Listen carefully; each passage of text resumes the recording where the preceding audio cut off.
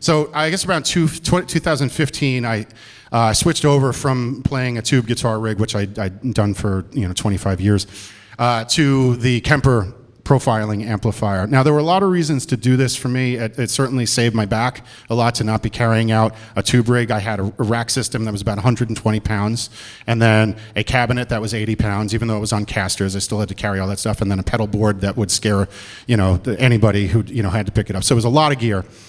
So this massively simplified things. But one of the really cool things about it is that when I practice, I have this plugged into the monitors in my studio. Anybody who's taken a lesson here knows that's kind of how we listen in there. So if I'm playing over a track, I have my guitar sound coming from the same speakers that I'm listening on. And so if I'm trying to figure out a part, it's like a surgical look into what I'm doing. It also gives me the chance to match that tone and look at all of these little factors. So it's like a real microscope into whatever music I'm transcribing.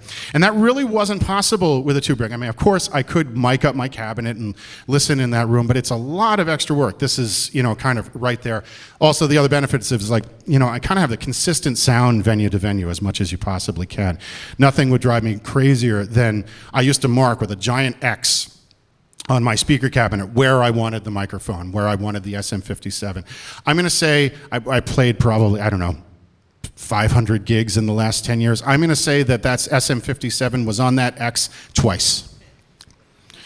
Because every engineer has their own sense of where they think that they should mic it. And I'm very, very particular about that because, a change of a fraction of an inch on a microphone on a speaker cabinet is the difference between sawing somebody's face off and being inaudible in your mix.